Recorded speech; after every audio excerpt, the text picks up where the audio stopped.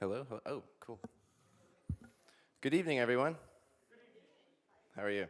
It's very exciting to see people here because I was saying to some that showed up early last year, we had this exact same event for the 2022 hurricane season, and exactly 0 people showed up.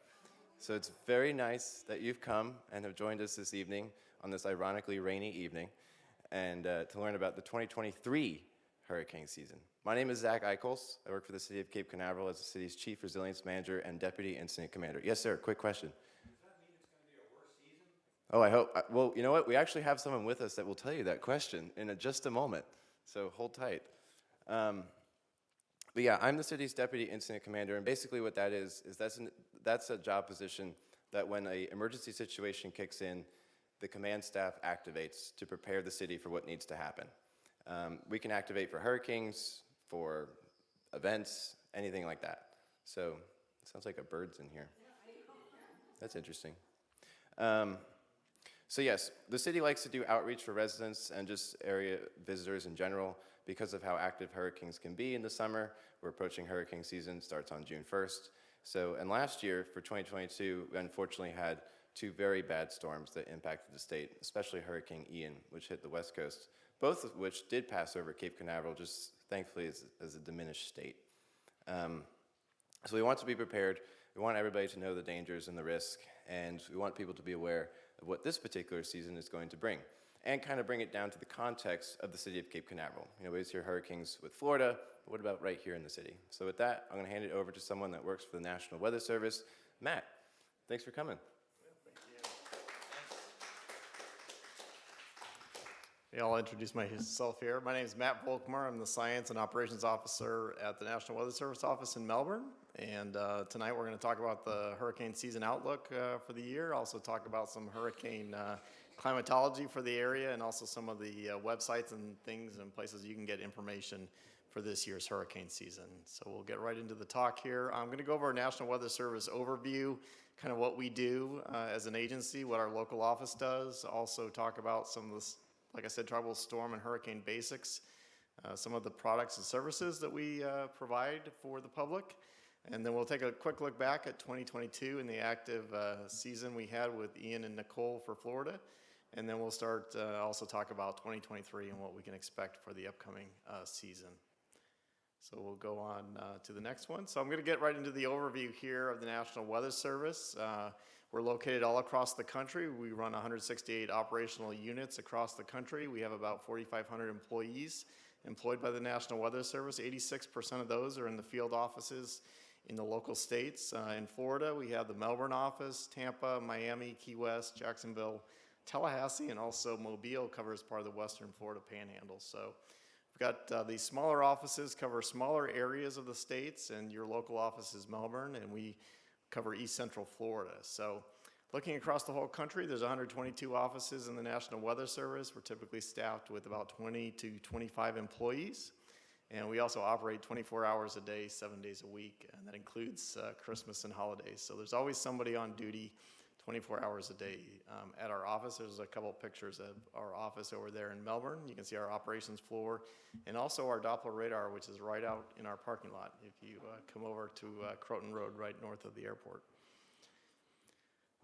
So our mission is to provide weather, water, and climate services for the public, but our main mission is for the protection of life and property. So we're issuing these forecasts and warnings to make sure that people are taking protective actions as we issue the warnings.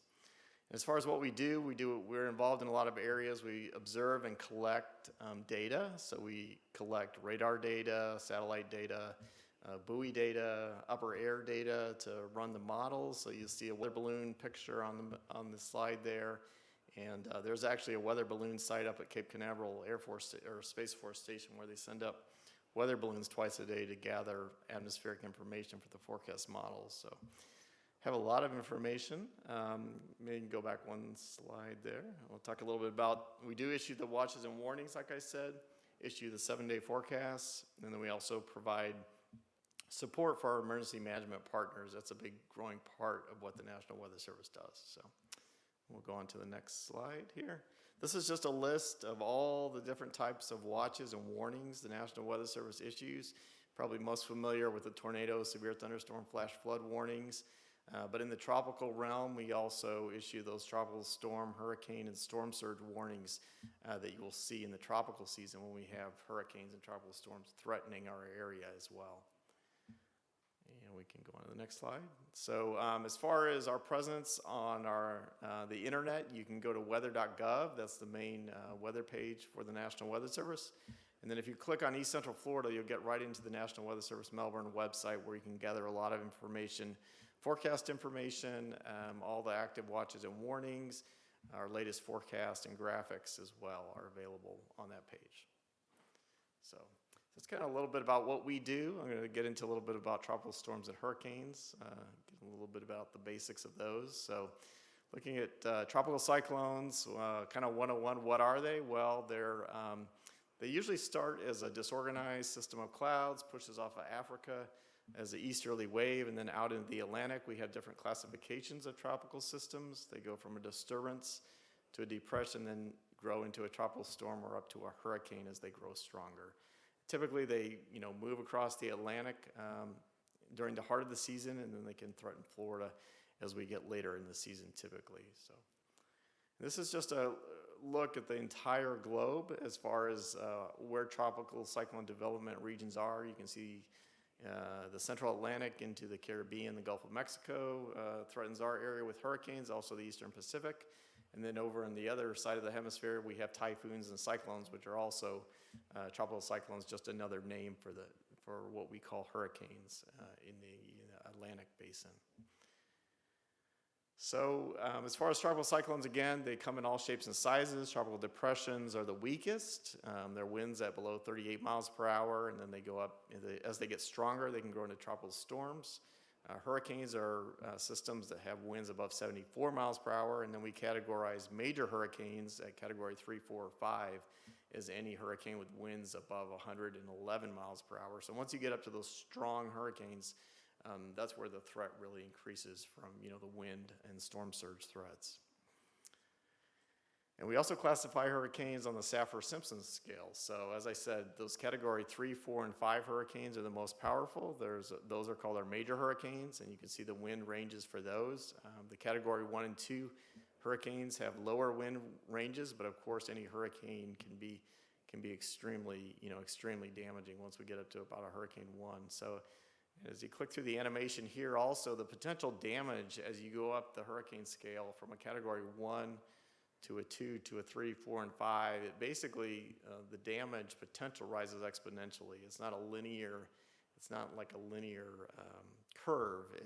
You go from a category 1 to a 2, you're looking at about 10 times the potential damage. So as you're going up the scale, especially when you get to those major hurricanes, they can really account for a lot of the damage. So.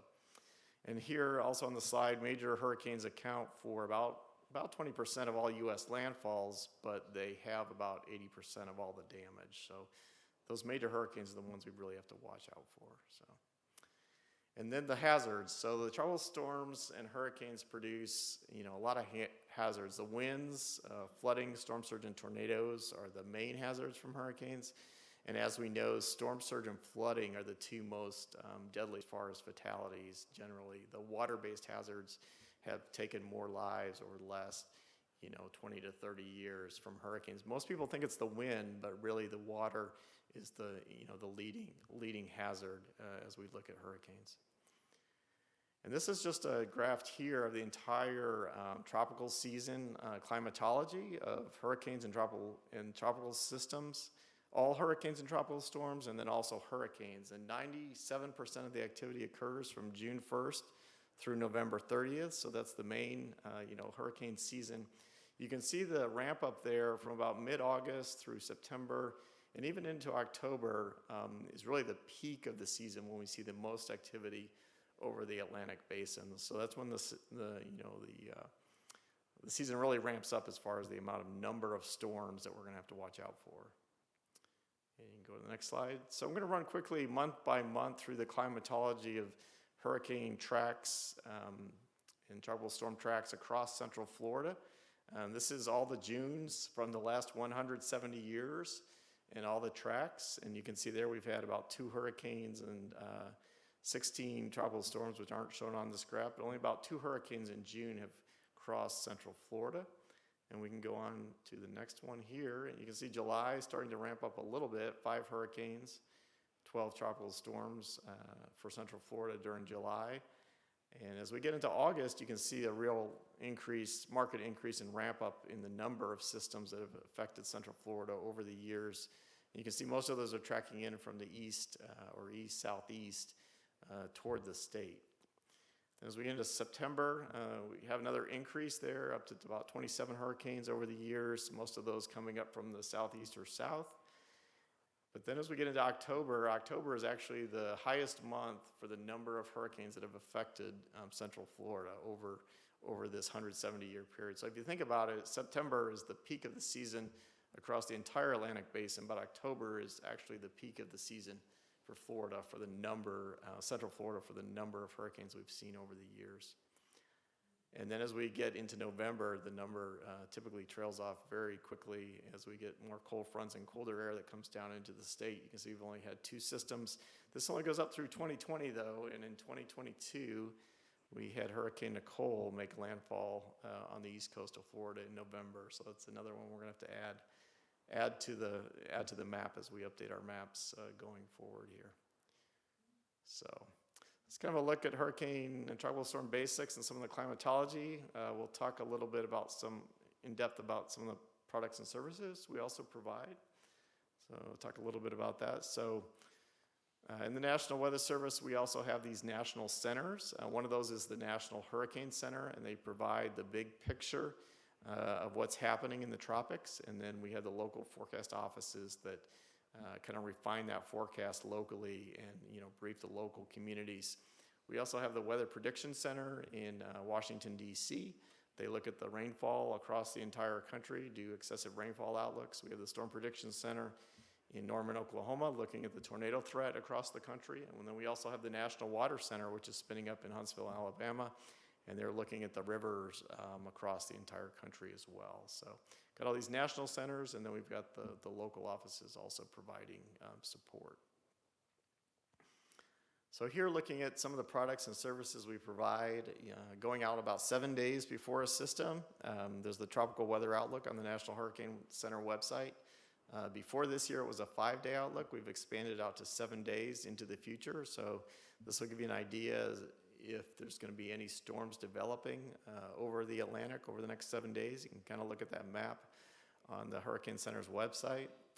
As we get into the data 3 to 5 day period, we get additional graphics from NHC. That potential track forecast map is available every 6 hours on their website. Wind speed probabilities and some time arrival graphics. And then as we get closer in time, when the hurricanes and tropical storms are getting very close to the state, we start to see those hurricane watches and warnings going up from the local offices. Potential storm surge maps are available. And also on our website, we have a hurricane threat and impact graphics section that I'll talk about as well. And then on the impact day, we are monitoring the radar very closely for issuing tornado warnings, extreme wind warnings, and flash flood warnings as well. So there's a kind of a timeline array of products and services that are available out 7 days from an event all the way down to the day of impact to try to give people the most information that we can get them. So I'm going to talk a little about some of the products and services. The National Hurricane Center, like I said, has this new 7-day or updated 7-day graphical tropical weather outlook. This is an example image here. It basically just shows the area highlighted for development over the next 7 days of where a tropical storm or hurricane may form. So you can see on this map, it's got that big red area. That's a high chance of development, over 60%, and it just means that somewhere in that area over the next 7 days, we could see a tropical system develop. Another graphic the National Hurricane Center produces is the track forecast. Once there's a system that's active in the Atlantic Basin, the National Hurricane Center puts out a 5-day track forecast for any tropical storm or hurricane in the Atlantic or Eastern Pacific basins. And here you can see on this map, this was a Hurricane Ian advisory when Hurricane Ian was over the southeast Gulf of Mexico. And you can see the track there was in the southwest Florida coast and then across Florida and then becoming a depression across South Carolina as it's weakening. I will note on the map there, I don't know if you can see that very well on the screens up there, but the M's are for major hurricanes. So when you see that M on the map, the National Hurricane Center is forecasting a major hurricane. The H's are just a category 1 or 2 hurricane, and the S's are tropical storm strength status for the system as it's moving toward the area. So you can see where the track forecast is. You can also see the orange area is where the current tropical storm winds are. So they're extending a little bit outside that cone, that white cone, and that white cone depicts the area where the system may move over the next 5 days. It's the most likely track forecast area that will happen about 2/3 of the time. The track should be within that cone. So kind of look at that area as the area where the center will track, and then as far as impacts, they can occur a little bit outside the cone as well. So we want to be taking precautions even if the direct center of the system's not directly over us. And it's kind of a busy graph here, but these are the track forecast errors since the early 2000s for National Hurricane Center's track. So this just shows 24-hour forecast out to 120-hour forecast of where a tropical storm or hurricane would be and the average error. So back in the early 2000s, a day 5 forecast had about a 500-mile error. That was the average error. So we've cut that down to 250 miles at day 5. So we've really improved the track forecasts over time. And you can see the day 1 and day 2 forecast are now, looks like about 60 miles and maybe around, under 100 miles on day 2 as well. So over time, we've been improving the track forecasts and as well. So that's just kind of showing that improvement over time there. There's another product that the National Hurricane Center has developed, which are tropical storm wind probabilities. Not going to talk too much about this, but they are available on their website, and they give the probability of tropical storm winds occurring or hurricane winds occurring, or 50-knot winds also occurring. So basically, we want to look at trends on these and see when the higher probabilities of these tropical storm or hurricane force winds are coming toward our location. So this is a track forecast, I believe, for Ian early in its life cycle, and shows those higher probabilities moving toward the west coast of Florida. And also available now are time of arrival graphics. So this pairs the probability information with when the tropical storm force winds may arrive at any location. You can see those lines on the map. That will tell you the approximate time when the arrival of those tropical storm force winds are expected. And we have 2 versions of this graphic. One is the earliest reasonable time, which is basically the 10% chance of winds arriving earlier than the noted time. So 90% of the time, if you prepare by that time, you should be fine. The most likely arrival time is based on the deterministic, the best track forecast, the official forecast, and it has an equal chance of arriving before or after. So this should only be used probably about a day or 2 before the system makes landfall. But this gives you an information, at least the general time frame when those tropical storm force winds will be arriving toward your area. And the Weather Service also provides, local offices provide these hurricane threat and impact graphics. So we're looking very closely at the winds, the storm surge, the flooding rainfall, and also the tornado threat. And this is a scale from low, moderate, high to extreme, showing what areas had the potential for those hazards. So you can see in this, I think this was a Irma advisory when it was still well south of Florida, and you can see for the wind threat, the West Coast had an extreme threat, but for the flooding threat, most of the peninsula was in a high threat, and even the tornado threat was moderate, and we did see a lot of tornadoes with Hurricane Irma as well. And kind of wrap up this section talking about the wireless emergency alerts. They're weather alerts that are pushed to the cell phones for any kind of tornado warnings are one type, but we also have these tropical warnings that are pushed to your cell phone. So if you're in a hurricane warning area or a storm surge warning area, the initial alert that's issued by the National Weather Service will push an alert to your phone to give you that information that you're under a hurricane warning or a storm surge warning. And then you should also be following up with your local community, and Brevard County Emergency Management to see if you're under any kind of evacuation orders. You will get the WIAs automatically, just like you get Amber Alerts and other alerts. They should be automatically coming to your phone. Yeah. And you can sign up for alerts from the city or the county on your own, and I can give you that information, or you can pick it up in this FAQ. It's all listed here. So if you sign up with the county, just be warned, you'll get every single rocket launch too. So, not just hurricane stuff. Right. Okay, so now we'll take a look back at 2022 season, which was pretty active for Florida. This was the previous 22 Atlantic hurricane season outlook.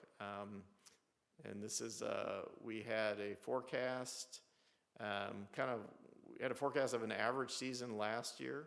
The forecast was 14 to 21 named storms. The average season is 14 storms.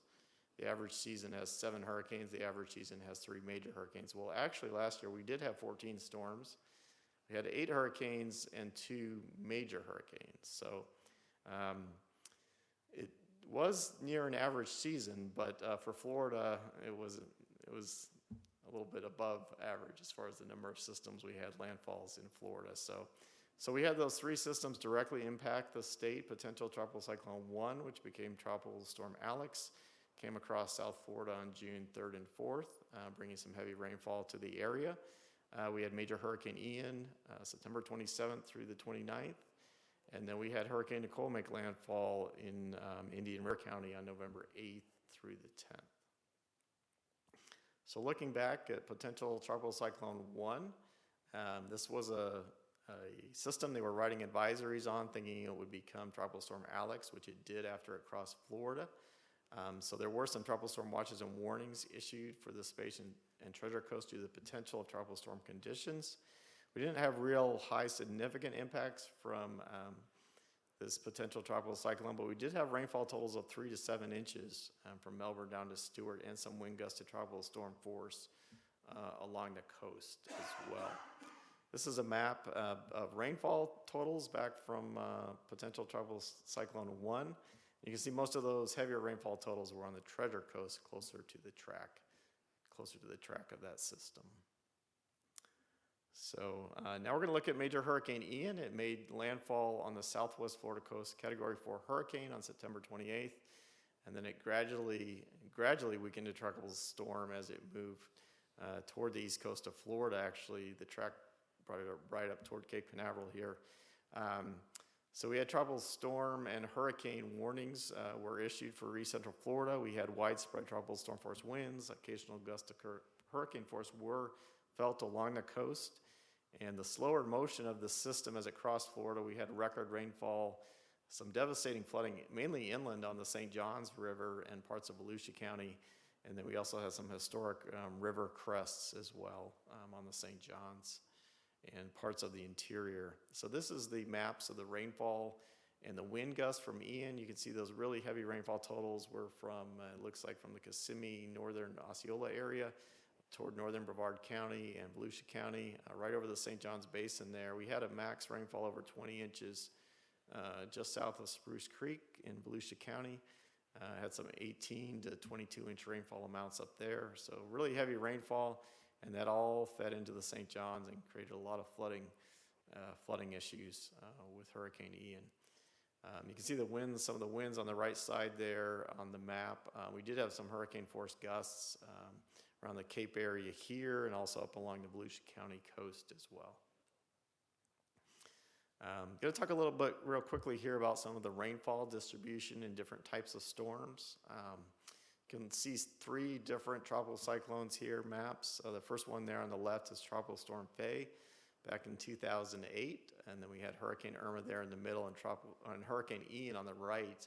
So with Tropical Storm Faye, it's a very slow moving tropical storm, kind of meandered up the state there. But you can see as far as the rainfall distribution, the heaviest rainfall was like right along the track of of Tropical Storm Faye, and the maximum amount was 27.65 inches, just 8 northwest of Melbourne, the Windover Farms area. So that was one of the highest rainfall totals ever from a tropical system in Florida.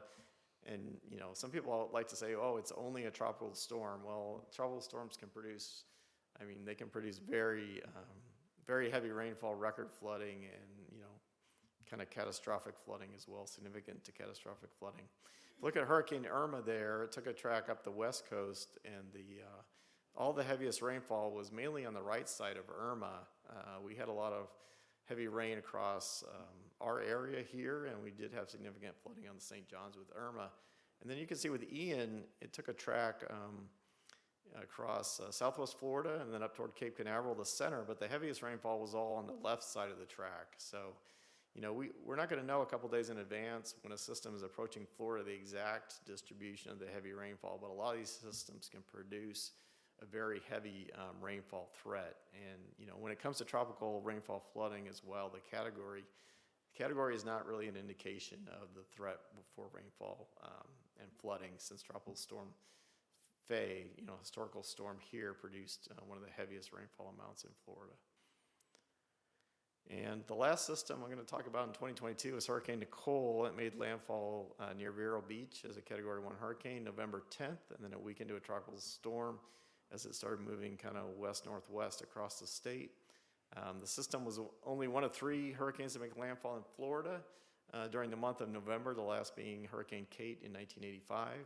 So we had hurricane warnings that were issued for the east central Florida coast and tropical storm warnings over the interior.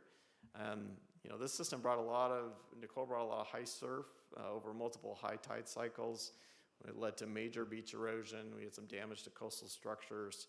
I'm sure this area had some additional damage with Nicole, and the Volusia County coast had additional structure damage as well from both Ian and Nicole. So it's one thing we have to kind of watch out for with any kind of East Coast system. Usually the northern periphery of that has those strong onshore winds that can produce, you know, battering waves at the coast and a lot of dune erosion as well.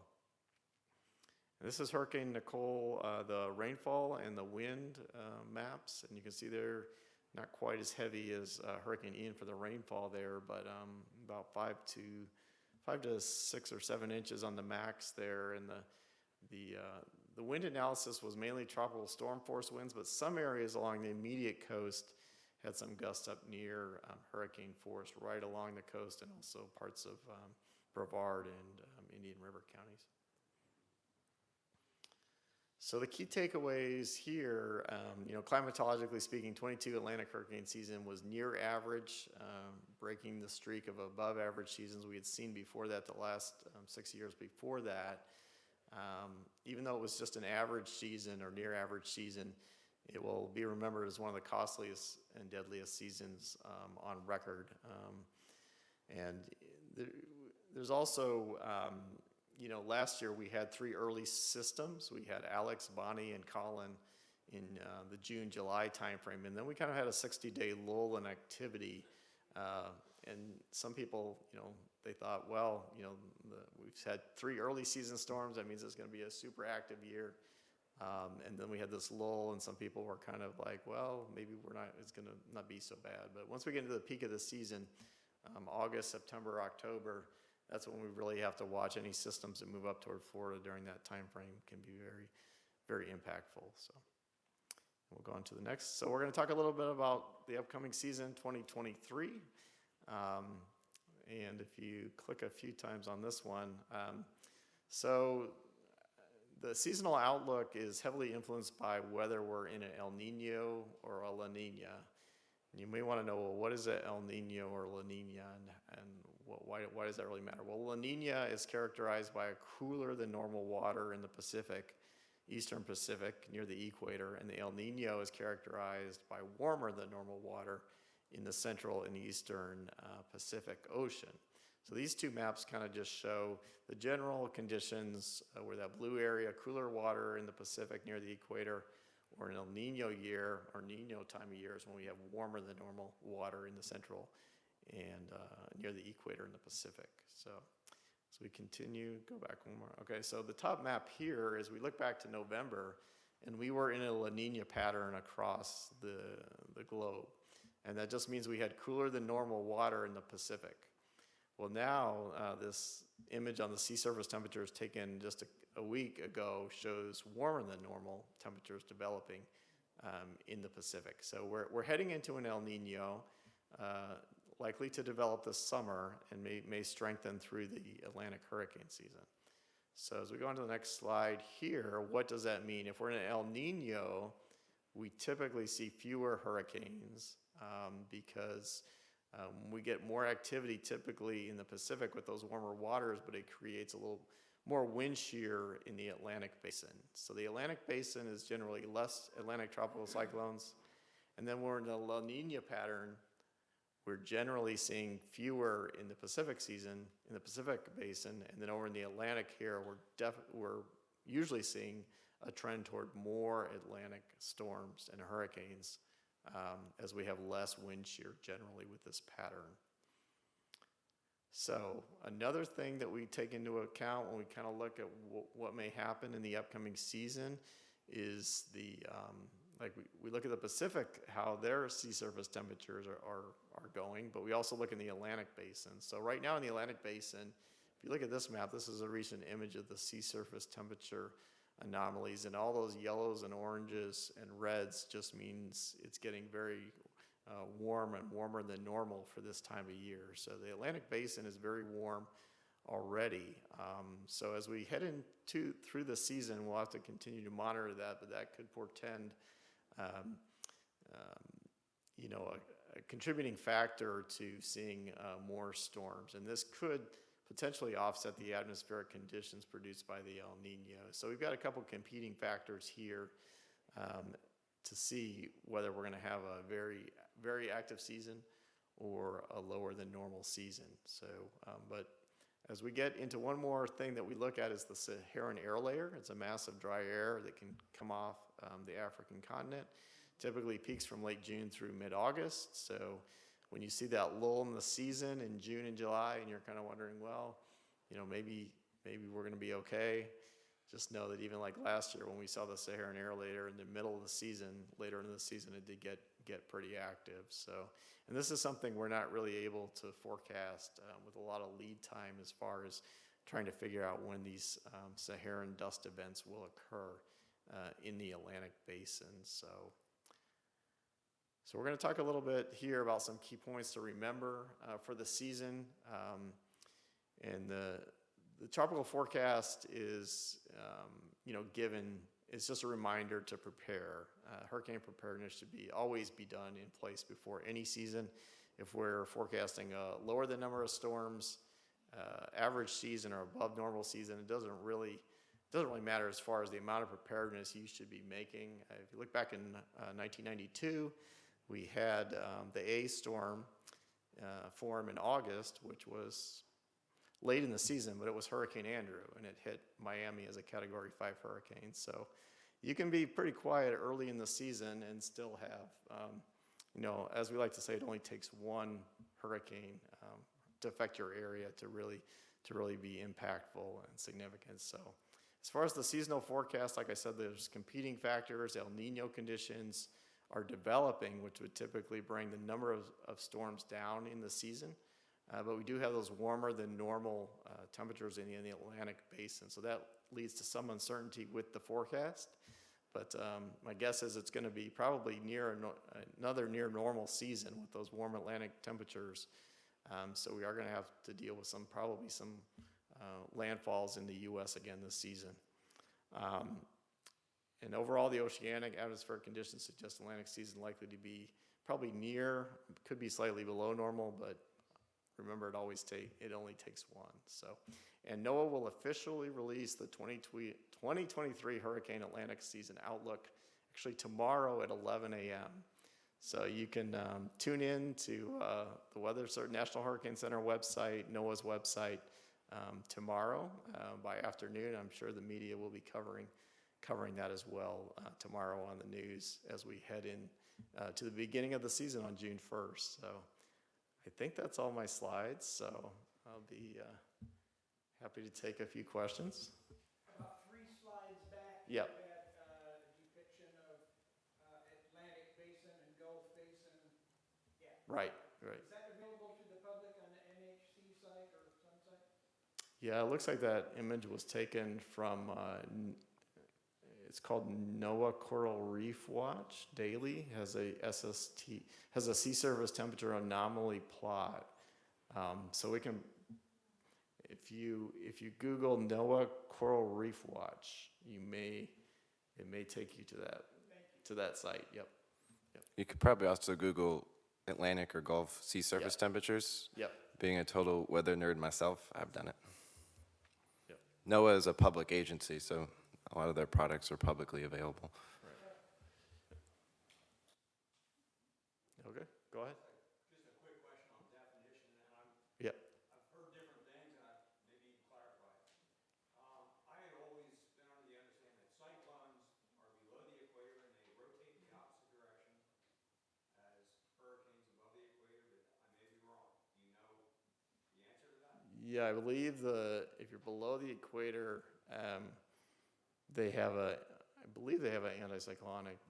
So like in the northern hemisphere, you have a cyclonic spin, and then when you're on the other side of the equator, I believe it's anticyclonic. That's not key to the name cyclone necessarily. No, I don't believe so. Okay. Yeah. It's more historical than from British navigation. Right. That could be, yeah, that could definitely, yeah. As far as the naming conventions too are a little bit different across the globe. So, yeah. Well, you said 2 things about El Nino, that yes. It seems to be getting bluer at the moment, which means a reduced Atlantic Basin forecast for this year. But when we were looking at this same chart, you said, my guess, my favorite phrase coming from a weatherman, is that there may be some increased activity. Yeah, I think the general trend is for an El Nino to develop in the Pacific, which means the temperatures are going to continue to warm in the Pacific, and that generally creates more wind shear in the Atlantic Basin, which is unfavorable. Right. But there will probably be some periods in the season where the shear decreases. And if the water temperatures are warm, that will be a favorable factor for the development of more systems. So, and like I say, it doesn't really matter, really the above normal. If we have a lull in the middle of the season, but the late season is active, that can be not good for us. So, yeah. And one final thing, Yep. is there a 4th grader explanation for why El Nino versus El Nino? Why they happen? Why do they fluctuate? What causes each of them? Yeah, it's kind of a naturally occurring cyclic cycle in the Pacific Basin as far as the sea surface temperature anomalies. And I don't think there's, as far as the predictability and the forecastability, I think we're still kind of, the climate modelers are still, they have models that try to predict it out, out to a year and a half in advance, like what's going to happen a year from now, or how quickly might this El Nino or La Nina event develop. But they have what they call the spring barrier, which is this time in the spring where the forecasts become less reliable. So basically from, March through July. So this is like right when we're heading into the Atlantic tropical season. So, but for this year, the forecasts consensus is that there will be, the El Nino forecasts are looking pretty good as far as there will be at least an El Nino developing, and it may be a moderate strength. If it gets to a strong strength, which is very high warming content in the Pacific, that could create a lot of shear in the Atlantic, so that could decrease things. But again, the skill on those forecasts this time of year, it's a little difficult. So, yep. Okay. So if we had the El Nino in the Pacific, Right. creating more wind shear, Right. My understanding is that means less frequency of hurricanes, but if we have warmer water in the Atlantic at the same time, hurricanes that develop could be stronger. Generally, having both low wind shear and a higher heat content are very favorable for strong hurricanes. So you want both ideally. But generally, if you can get part of the season where part of the basin has low shear and you get a system to develop in that area, and then the heat content of the ocean is very high or higher than normal, let's say, those would be favorable conditions for a strong, system to develop. Maybe I'll put it that way. I don't know if that kind of answers the question. Yeah. So, go ahead. So what I'm not hearing yet is like the preparedness part, like are there lists somewhere of things we're supposed to do and things we should have on hand? Yeah, I can talk a little bit about some of the preparedness actions that we recommend for every season. So one of those things is to have a supply kit ready, for the season, and that could include stocking up on, bottled water, having canned goods, things just in case later in the season you run out, first aid kit, batteries, flashlights, the things that if you're gonna be impacted by a hurricane and you have to go without, running water, or you have to go without electricity for a week or something like that, you wanna have those supplies ready. You should also know if you're in a hurricane evacuation or flood prone area. So if you live like right on the beach or near the beach, typically this whole barrier island is, in an evacuation area. So, if you live in the city of Cape Canaveral, you're kind of identified as already knowing that. But for people who live on the mainland, it becomes a little more tricky as far as how close you might be to the water. Also, to have an evacuation plan if you are going to evacuate, kind of have a plan in place before the season. What are your options? Do you have family or friends you can stay with? Sometimes you don't need to travel, hundreds of miles to get away from a threat. You just need to get off the barrier island and go inland a certain distance. And then also, having, just your insurance documents ready before the season, kind of in maybe a folder. If you have to leave, I would bring them with you. We tell people to, right before a storm is coming, maybe get those prescriptions filled. If you have something that's expiring, that you need to do that because you may have to leave. And then also during the storm to just stay in contact with, family or friends so that you can let them know where you are and things like that as well. So. I can add to that too. We have our FAQ, and I'll just read some questions to that. The FAQ was built upon questions that we mainly get from people, and some of them might seem intuitive, but sometimes they're not.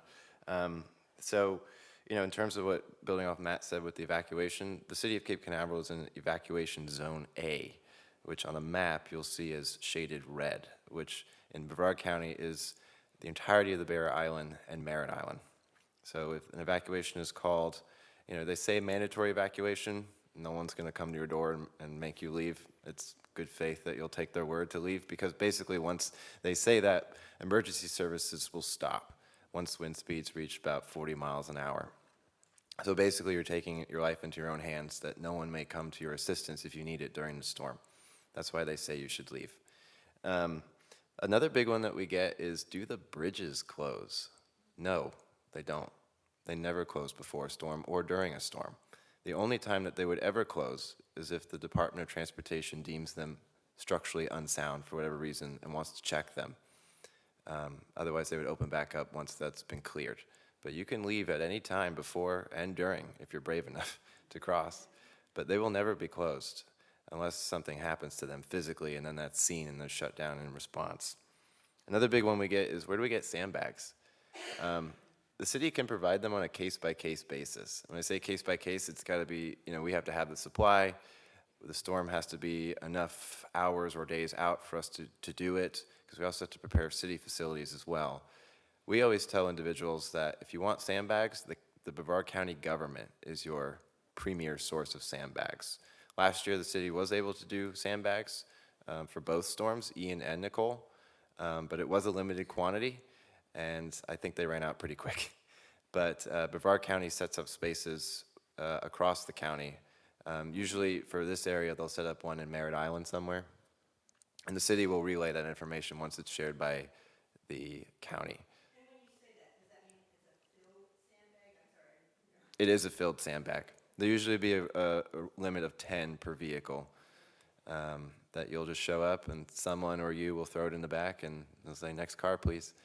So, and those are while supplies last too. They just have more manpower, frankly. You know, they have hundreds of employees where we have 60 and some of them are part-time. So it's more like 50 full-time employees.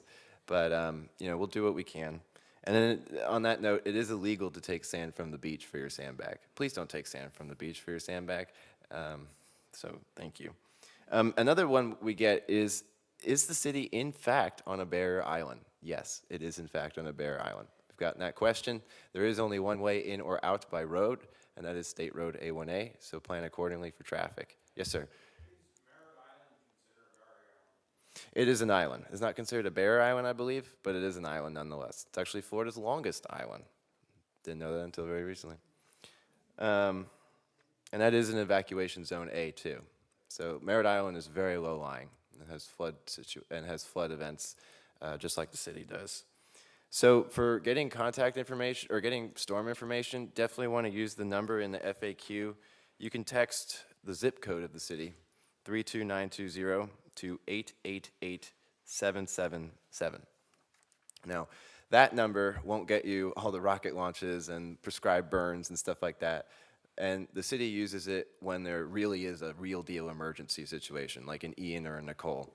And if you want the county ones, you can text that same number, 888777, and text Brevard EOC, all caps, one word, to 888777. That will get you the countywide alerts.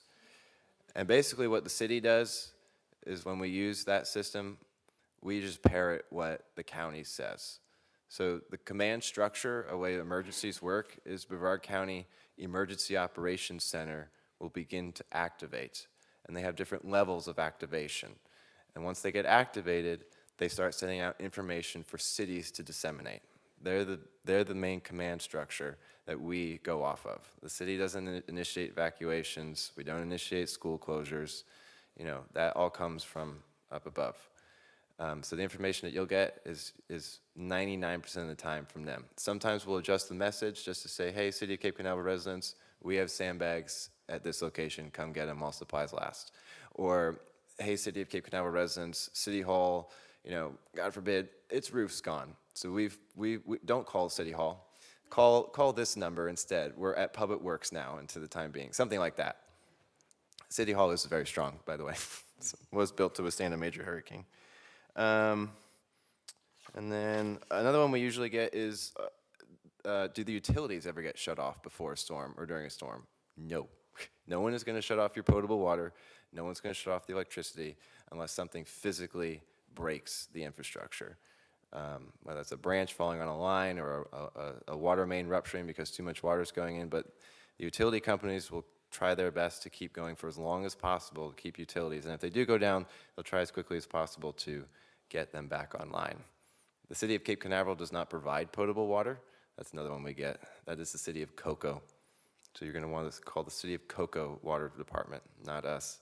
And Florida Power and Light is the electrical utility provider. And they have an app that they would like us to push. So I'm telling you now, download their app. I believe it's in here too. You can report outages to the app or just call them. And then they have an online dashboard. It's very cool. You can see where outages are and see the steady progress of them coming back. They're usually pretty good about getting power back relatively quickly, but the city does emphasize having supplies for at least 7 days. We used to say 3, now we say 7. And that goes per person and per pet. Please don't forget your pets. So, and then school closures. Like I said, the city doesn't have any authority over school closures. That will come directly from Brevard County schools.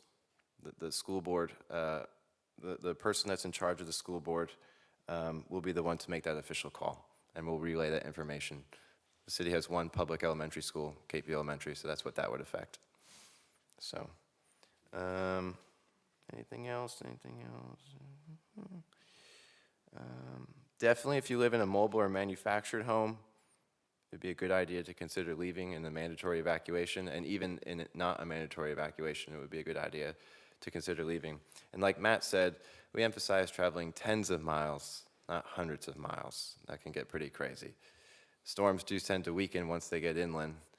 Since they are heat engines, they love the ocean water, and once that land starts to disrupt them, they can go downhill. And definitely take the storms seriously no matter what they are. We often get people saying, you know, I've been here for 40 years, I've never seen it, nothing's gonna happen, it's just a Cat 1, it's just a tropical storm. Well, like Matt said, every storm really is different, and even a tropical storm can produce deadly flooding or beach erosion. You know, Hurricane Ian and Nicole gave this area a wallop, and they were really not that strong for all intended purposes. Ian and Nicole cumulatively caused over $70 million in damage in Brevard County, which is nuts to think about. A lot of that came from beach erosion, but still, you know, that's something. So definitely take each one seriously and encourage people to heed. And I think another thing that we're really trying to emphasize this year is please don't fixate on the center of the cone. You know, the cone is showing where the storm's center will likely be, but not its impacts. Impacts from hurricanes and tropical storms can be literally hundreds of miles away. So, you know, even in the form of rip currents from a storm that's never even going to come here, you know, watch out on the beach. So definitely be considerate of that and just have everything ready to go for the season. Yeah. There are a lot of people outside of Cape Canaveral who truly believe that the Kennedy Space Center was put there because it's never, ever the center of a hurricane. It's never damaged by a hurricane. Can the weather service do something about educating? Yeah, I think a year or two ago, Brevard County Emergency Management did put out kind of a social media campaign to dispel some of these myths, and that was one of them. You know, we had back in, I think it was 1979, Hurricane David took a direct hit on the East Coast and hit Cape Canaveral and the Space Center as well. So, I mean, we're not immune. Hurricane Matthew as well came like very close to Kennedy Space Center as well, almost just offshore there. So yeah, we're not immune, and you know, Brevard County has, I know their emergency management has run some social media to try to dispel that rumor. Yeah, Andrew, I'm really glad you brought that up because that is a very pervasive myth. The Kennedy Space Center and Cape Canaveral Space Force Station were built where they are because there is a wide expanse of ocean in which to have their rockets fall into. Yes.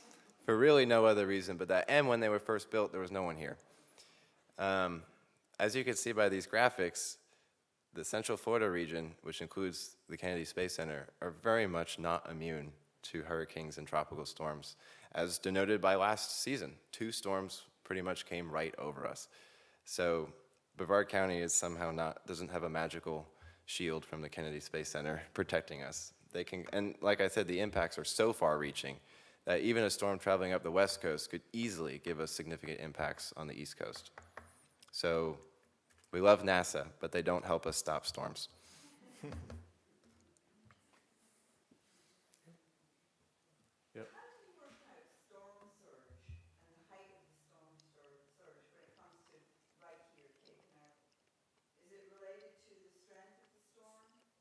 Yeah. So. Category of it? Yeah, I mean, I can say a few things about storm surge for the east coast of Florida. You know, generally the size and intensity of the storm matters. So I'll use an example like Charlie on the west coast. It was a very strong storm, but it was a compact storm, so it had a very small eye, and it only produced 7 feet of storm surge in the Fort Myers area. But with Hurricane Ian, it was the same category, same pressure, but it was a large, expansive wind field. So when you get a large, expansive wind field, it can push a lot of water, toward the coast. So really, the size of the storm and intensity of the storm are the 2 biggest factors. So if there's a strong hurricane, And it's also, if they're telling you it's got a large wind field or it's a large storm, and sometimes you can just look on the satellite picture and tell, or the eye is large as well. That's going to affect a greater area as far as the storm surge potential. So, I will say too that along the east coast of Florida, we have a pretty good dune system generally as far as the heights of the dunes. So it takes it would take a pretty strong hurricane to put a lot of storm water over the dunes along the east coast. But along the Indian River side, that's a very low area, and you push strong winds across that river. If you get a north fetch or any kind of fetch that's back toward the Barrier Islands, you're going to have a lot of water problems along the intercoastal and the Indian River side.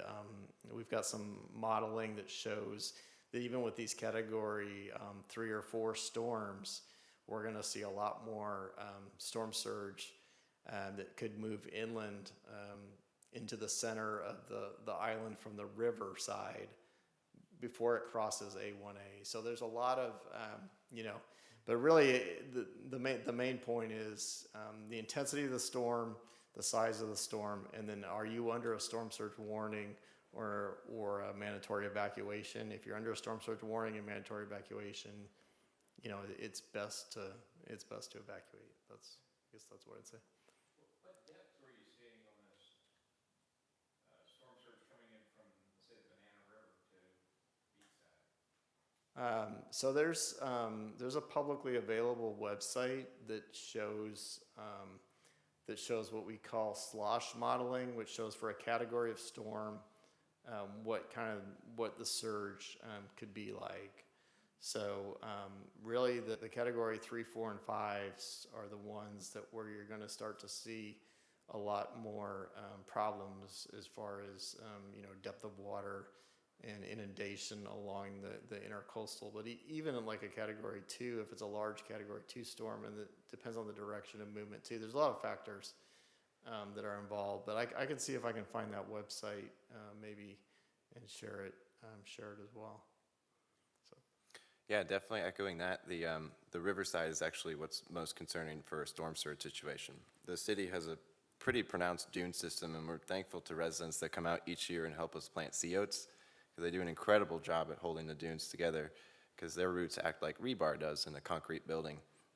They hold the dunes together, and they also catch windborne sand and deposit it where they are growing, so they build the height of the dunes over time.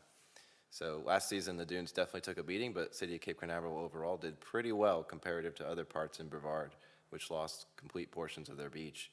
So that was really, last year there was a natural line of, we call them little dunelets forming. I don't know if people remember them, but there were these areas of sea oats growing in the middle of the flat sandy part of the beach that we did not plant. And those were all washed out, but they probably sacrificed themselves in a way that they dissipated the wave energy and surge energy before they hit the primary dune line behind it. So that was nature doing what nature does. Yeah, and I also too want to echo that. So now the City of Cape Canaveral has its own remote sensor network. We have a network of water level gauges and weather stations that are accessible to the public via the internet. At least a few of them are. A few you have to request data from them just because they don't have a public portal. But we can provide that data to you, and it is on the city's website. So if you're evacuating and you want to see what conditions are like, you can do that. If anybody ever goes to the Banana River Park public dock and sees a funky looking antenna at the end of it, that's one of our weather stations provided by the Florida Atlantic University. And it's constantly relaying data on the level of the Banana River and wind speed, temperature, humidity, pressure, rainfall amounts. There's one on top of this building.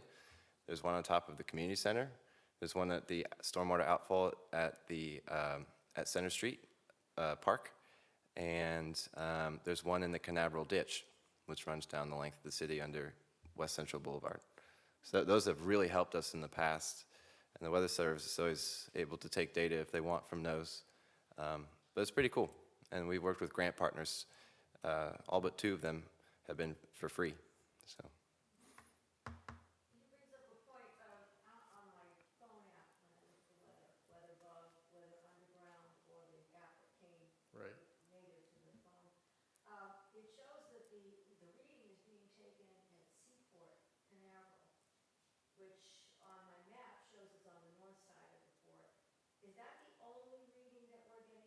that emits a reading for those of us living in the area? Yeah, there's a public, like WeatherBug and Weather Underground have like home weather stations that get put onto the map. As far as official like government sites, probably the closest official site would be at Cape Canaveral Space Force Station has a skid strip at XMR just north of the port, and also at the sort of landing site. But there's a lot of publicly available. Patrick Air Force Base also has wind data there, but there's also a lot of publicly available wind equipment that people put up in their backyard or whatever, and then they send it to WeatherBug or Weather Underground as well. You might know a few sources too as well. Yeah, that's all true. I was going to say for the city has no sensors in the Atlantic Ocean because fortunately Port Canaveral uses a NOAA tide gauge right at Trident Pier. Right. And that one's been active since I think at least 1994. And that one can get real-time surge data, at least from the Atlantic. And then on the river side, we have our own that we can use that feed to a public network that go to two independent networks. One is run by Stetson University, and the other is run by Florida Atlantic University. So, and during Ian and Nicole, that was the first time they were tested, and fortunately, all of them survived. I was very worried that we would wake up to just flatlining data, meaning they've been washed away, but we didn't. And we saw a perfect storm profile: the pressure going down, the winds going up, surge going up, and then falling off. It was incredible. So it was nice that those sensors did their job. Okay, it's 7 o'clock. I know we're having a lot of fun talking about weather. We do have to wrap it up. Is there maybe one more question? Okay, well, yes. Yeah, go on. Information that shows hurricanes coming from the west coast or the east coast, more come from the east or more come from the west? Or are they just scattered everywhere?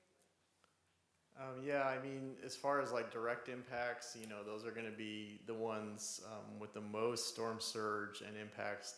Typically come from the either east or south. But we can have a landfall on the west coast as well and have significant impacts, like we've seen with Ian and Charlie and other storms that have made landfall on the southwest Florida coast and have moved right up into our area. Typically though, if it makes landfall on the west coast, the storm surge is typically a little bit not as big of a concern. It can still be a concern, but yeah, I would say the storms can come from a lot of directions, and you can see the Climo maps. Some of the Climo maps I showed, depending on the season. Early in the season, they might be coming from the east or southeast, and then as we move through the season, there's more storms that come up from the south, and then into October from the south and southwest, just because of where we are in the season. So. All right. Well, thank you so much, Matt. Yeah, We really thank appreciate you. your time and coming to the city. So thank you, everybody. All right, thanks.